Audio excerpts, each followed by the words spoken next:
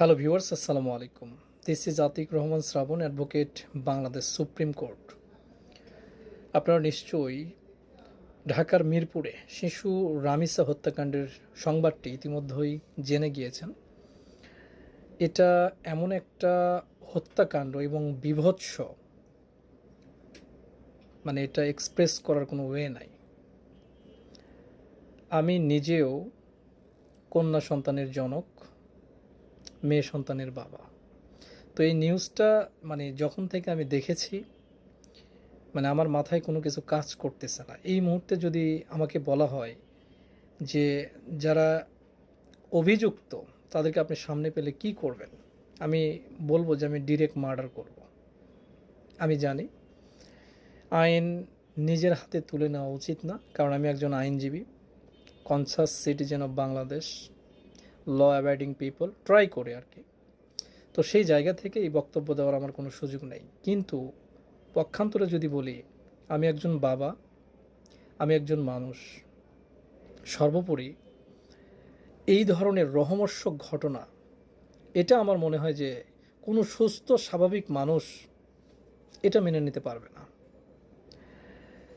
সবচেয়ে ভয়ানক বিষয় হলো, একে তো শিশুটার সাথে বিকৃত যৌনাচার করা হয়েছে, পরবর্তীতে তাকে হত্যা করা হলো, এবং হত্যা পরবর্তীতে আরও বীভৎস বিষয় হলো যে এই বাচ্চাটাকে দেহ থেকে মাথা বিচ্ছিন্ন করা হয়েছে, হাত পা কেটে ফেলা হয়েছে। আল্লাহ মাফ করুক আমাদের। মানে আমরা কোন যুগে বসবাস করছি এটা একমাত্র আল্লাহ পাক ভালো জানেন। দেখেন, বাংলাদেশের আইন শৃঙ্খলা পরিস্থিতির অবনতি হয়েছে বা উন্নতি হয়েছে, এটা আমি কোনো দিকেই যেতে চাচ্ছি না। বাট আমি একজন সাধারণ মানুষ হিসেবে সরকারের প্রতি আমার চাওয়া, মাননীয় স্বরাষ্ট্রমন্ত্রীর প্রতি আমার চাওয়া, মাননীয় আইনমন্ত্রীর প্রতি আমার চাওয়া, এমন কোনো আইন যেটা প্রণয়ন করা হোক যেখানে ঘটনাটা পুরোপুরি স্বচ্ছ, যেটা স্পষ্ট দেখা যাচ্ছে, বোঝা যাচ্ছে যে ঘটনাটা পানির মতো পরিষ্কার, অত্যন্ত রোমহর্ষক ঘটনা, স্পেশালি চাইল্ড অ্যাবিউজ, মার্ডার। সেই জায়গাতে বিলম্ব না করে, বিচার করার নামে দেরি না করে, আমার মনে হয় যে within short period off day, টাইমও বলবো না আমি, কয়েক দিনের মধ্যে এটা এক্সিকিউট করা উচিত। এবং আপনি যখন এ ধরনের একটা বিচার যদি প্রকাশ্যে করতে পারেন, ওপেন অর্থাৎ জনসম্মুখে করা সম্ভব হয়, এই ধরনের অপরাধগুলো এমনিতেই কমে যাবে। আমি জাস্ট আমি কিন্তু এটা আমি মেনে নিতে পারতেছি না। আমি একজন আইনজীবী হিসেবে, একজন সাধারণ মানুষ হিসেবে, একজন বাবা হিসেবে আমার চাওয়া যে এই ধর্ষককে, এই হত্যাকারীকে, এই মস্তিষ্ক বিকৃত এই মানুষকে এবং এই ঘটনার সাথে যারা যারা জড়িত আছে সবাইকে দ্রুত জনসম্মুখে ফাঁসি দেওয়া হোক। আপনি জাস্ট একটা জাজমেন্ট, আপনি যদি একটা, বেশি লাগবে না, একটা যদি জনসম্মুখে করা যায়, এরকম বিষয় যদি এক্সিকিউট করা যায়, ফাঁসিতে ঝুলিয়ে হত্যাকাণ্ড যদি নিশ্চিত করা যায়, এই ধরনের অপরাধগুলো কমবে।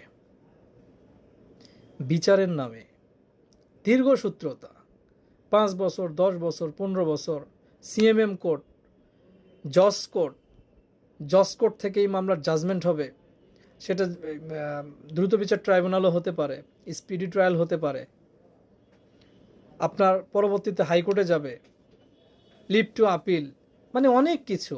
এই এই যাবতীয় প্রক্রিয়া যখন আপনি কমপ্লিট করতে যাবেন, এই যে অপরাধী, এর প্রমাণ কিন্তু হয়ে যাবে সে অপরাধী, কিন্তু আলটিমেটলি 20 বছর নাই। এই 20 বছরে এই বাচ্চার বাবা, এই বাচ্চার মা আদৌ বাঁচবে না মরবে, এই বাচ্চা যে এতটা বিভৎসতার শিকার হয়েছে, তারা এটার বিচার পাবে বা দেখে যেতে পারবে, এটা আসলে নিশ্চিত করে বলা সম্ভব না। মানুষের লাইফ আনসার্টেন, আজকে আছে কালকে নাই। ওই পরিবারটা, আমরা তো বাহিরের মানুষ, ওই বাচ্চার কেউ না আমরা। তাতে করে যদি আমাদের এতটা কষ্ট হয়, এতটা খারাপ লাগে, তাহলে ওই বাচ্চার বাবা, ওই বাচ্চার মা, ওই বাচ্চার রিলেটিভস, তাদের পরিস্থিতিটা একবার বোঝার চেষ্টা করুন। মানে কিছু বলার নাই আসলে, ভিতরে অনেক কষ্ট। এরকম ঘটনা মাঝে মাঝেই ঘটে। কিছু বিষয় হয়তো লাইমলাইটে আসে, ভাইরাল হয়, ভাইরাল হইলে তখন দেখা যায় হয়তো অনেক কিছুই হচ্ছে। আর যেগুলো চাপা পড়ে যায় প্রভাবে, ক্ষমতার দাপটে, বাংলাদেশে প্রতিনিয়ত হাজারো শিশু নির্যাতনের শিকার। হয়তো প্রতি হাজারে একটা লাইমলাইটে আসে, আর বাকিগুলো আর লাইমলাইটে আসে না। বিচার নিশ্চিত করতে হবে, দ্রুত করতে হবে, যত দ্রুত সম্ভব, সময় নেওয়া যাবে না। এবং আমি একটা কর্ডিয়াল রিকোয়েস্ট করব যে আপনি জাস্ট জনসম্মুখে একটা রায় এক্সিকিউট করেন, এই অপরাধগুলো কমে আসবে। দ্রুত 7 দিন সময় নেন।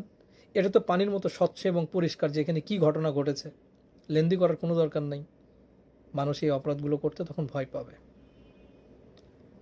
সত্যি অনেক কষ্টের বিষয়।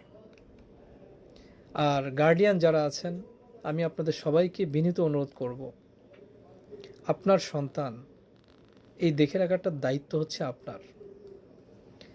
একমাত্র নিজের বাবা, নিজের মা, এই দুইজন ব্যক্তি ছাড়া এই পৃথিবীতে আর কেউ আপন আছে বলে আমি মনে করি না।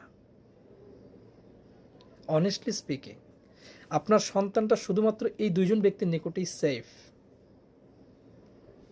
বাকি যে ব্যক্তিগুলো আছে এগুলো বিবেচনাধীন বিষয়। Try to understand. আমরা ইতিপূর্বে অনেক ঘটনা দেখেছি যে অনেক নিকট আত্মীয়র দ্বারাও কিন্তু অনেক বাচ্চা খুন হয়, ধর্ষিত হয়। তো সেই জায়গা থেকে আমি বলবো, আপনি যাই করুন না কেন, আপনার বাচ্চার দায়িত্ব যেহেতু আপনার, বাচ্চাকে সেফ অ্যান্ড সিকিউর রাখা, সেই দায়িত্ব আপনাকে নিতে হবে। এজন্য আপনার বাচ্চার নিরাপত্তা নিশ্চিত করতে যা যা করণীয় সেটা আপনি করবেন। আমি ভিডিওটা শেষ করব, তার পূর্বে সবাইকে অনুরোধ করব যে আপনারা সোচ্চার হন, সামাজিক যোগাযোগ মাধ্যমে একটা করে পোস্ট করেন। দেখেন, মানুষের প্রয়োজনে আইন, আইনের প্রয়োজনে কিন্তু মানুষ না। মাঝে মাঝে এই কথাটি আমি বলি। তো আমাদের বাংলাদেশে যে বিষয়গুলো কন্টিনিউয়াসলি ঘটে যাচ্ছে, সেগুলোর জন্য যে একটু আগেই বললাম যে 7 দিনে আপনি এটার বিচার শেষ করেন। 7 দিন, বেশি সময় নেওয়া যাবে না। বেশি সময় নিলে এই অপরাধী বেঁচে থাকার সুযোগ পাচ্ছে। এটা তো তার জন্য অনেক কিছু। এই যে এই বাচ্চার বাবা এবং মা, তারা যে কষ্টটা পাচ্ছে, ওই হত্যাকারীকে যদি ইনস্ট্যান্ট ফাঁসি দেওয়া যায়, কিছুটা হলেও তাদের মনের মধ্যে শান্তি কাজ করবে। যারা ভবিষ্যতে অপরাধ করবে তারা নিবৃত হবে, অপরাধ করতে ভয় পাবে। প্লিজ